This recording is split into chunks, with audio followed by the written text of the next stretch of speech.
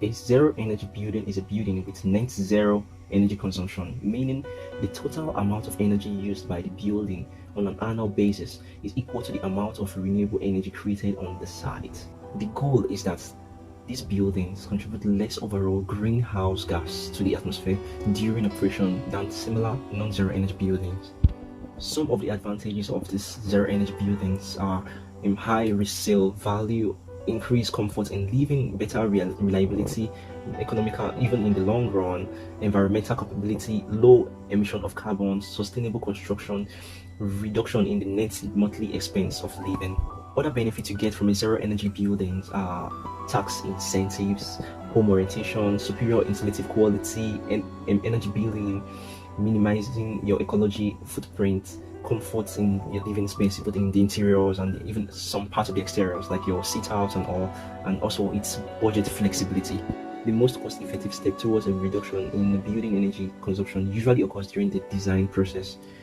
In passive solar building designs, windows, walls, floors are made to collect or store, also to reflect and distribute solar energy in the form of heat in the winter and reject solar heat in summer. This is called the passive solar design. Unlike the active solar heating system, it does not involve the use of mechanical and electrical devices. The key to designing a passive solar building is to best take the advantage of the local climates, performing an accurate site analysis. Elements to be considered include the window placement and sizes, and glass to be used on those windows, and if there are going to be glass doors, thermal insulation, thermal mass, and shading. Passive solar design technique can be applied most easily to new buildings, but existing building can just be adapted or maybe renovated. Solar technology uses sunlight without active mechanical system. Such technology converts sunlight into usable heat, cause air movement for ventilating or future use, with little use of the other energy sources. The ability to achieve this goal is to fundamentally depend on the seasonal variation in the sun path throughout the day. This occurs as a result of inclination on the Earth's axis, rotation, and relation to its orbit. Site analysis acts as a gateway to conscious design and environmental responsive architecture. Is a gateway to a conscious design and environmental responsive architecture. It is a pre-design research activity which focuses on existing and potential conditions on and around the building site. Nigeria. Nigeria is a country in the West Africa. Nigeria shares border with the Republic of Benin in the west, Chad and Cameroon in the east, and Niger in the north. Its coast lies on the Gulf of Guinea and on the south. The geography of Nigeria is a combination of the distinctive regions, including deserts, swamps, plains, mountains, and forests. Nigeria covers 356,667 square miles, making it the 31st largest country in the world. The climate in Nigeria is evidenced from temperature increase, rainfall variability, droughts, desertation, rising sea level, erosion, flood, thunderstorm, bushfire, landslides, radiation, and loss of biodiversity. Nigeria has its highest temperature of about 36 degrees Celsius during the Harmattan, popularly known as dry season, from November to March. During the rainy season, April to October, the temperature drops to a maximum of 24 degrees Celsius. Site location. The site is located at Karwa with code number 900103, Abuja, Nigeria, along the highway right turn before the city gate. The site is 22,000 square meters. The Abuja City Gate is a monument which is located in the city center of the capital of the Federal Republic of Nigeria, Abuja. Climate of Abuja. Abuja, the Federal Republic of Nigeria, is one of the coldest regions in Nigeria with an average daily high temperature of 30 degrees. With a yearly average of 32 degrees, the climate is very warm, but has only a few tropical and humid months. The sun rises from the east at about 6:30 a.m. and it sets on the west at about 6:30 p.m. Chemicals are most likely to be used to remove some of the desiccations in the sites, such as the tile material. The type of soil found on the site is laterite, mostly grey, black, and sand. They are floody and sticky, not well diluted by water, and has low fertility. One advantage of this soil is that it could be used for making bricks. The type of trees found on the site are trees that could be used for beautification and landscaping, though some of the site's trees are going to be removed.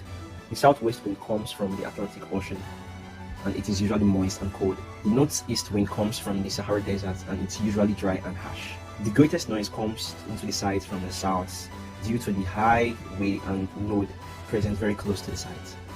Proper setback should be observed from the overhanging high tension cables.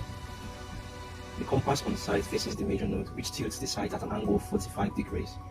Setback standard in Abuja, Nigeria. In Abuja, the setbacks are 6 meters from the approach to the property line, 4.5 meters from the rear to the property line, and then 3 meters on both sides, left and right side. The building on the west contains the cinema, adaptive performance hall, the restaurant, the technical service, and workshop spaces. The ground floor is made open to have open performances and to allow the direct airflow vertically and horizontally. On the first floor are 3 performance halls, waiting rooms, conveniences, and terraces all around with workshop space. On the second floor is the presence of 3 cinemas. The slope braking system in the cinema helps to achieve a waiting room. And also on the second floor we have the technical space. And on the third floor is the continuous braking system of the cinemas, waiting rooms, and restaurants. The open spaces and the use of void helps to have a consistent flow of air. The use of vertical shading devices on the west and the east side helps to shade off the direct sunlight from the east and west.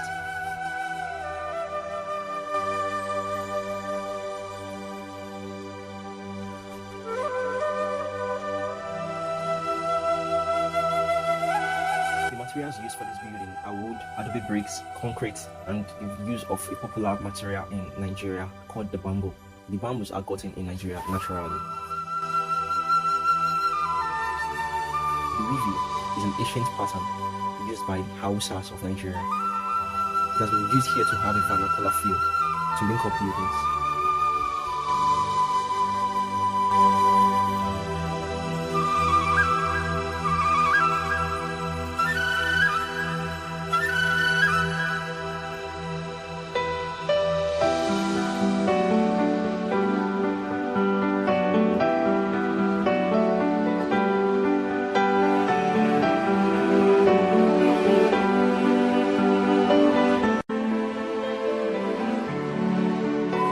Getting to the next building, which entails the admin and the shopping mall.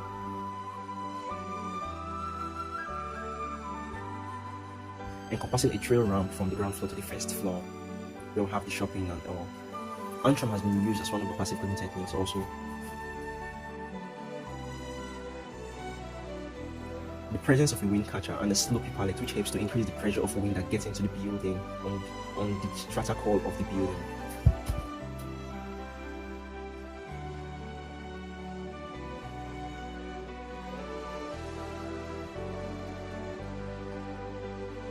Vertical shading devices on the left and the right side of the building has been used.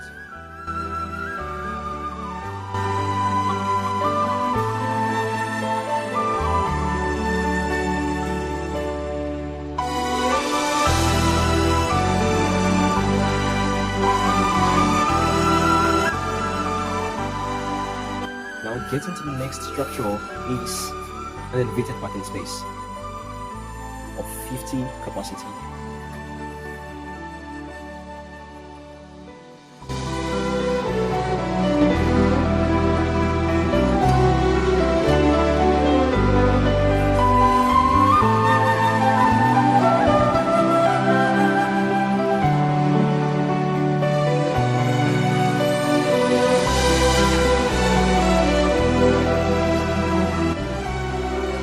Going on the pathway to lead us to the residential part of the site, which is situated by the northern part of the site.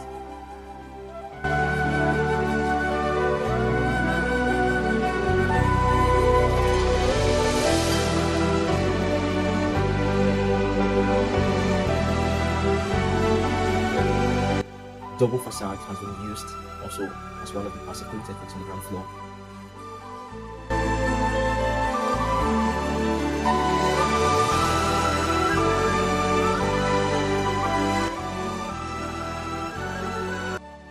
Vertical shading devices have also been used on the residential buildings, and an open space in the form of a courtyard. Wind catchers in form of wide and short windows have been used over the building close to the roof as one of the passive cooling techniques.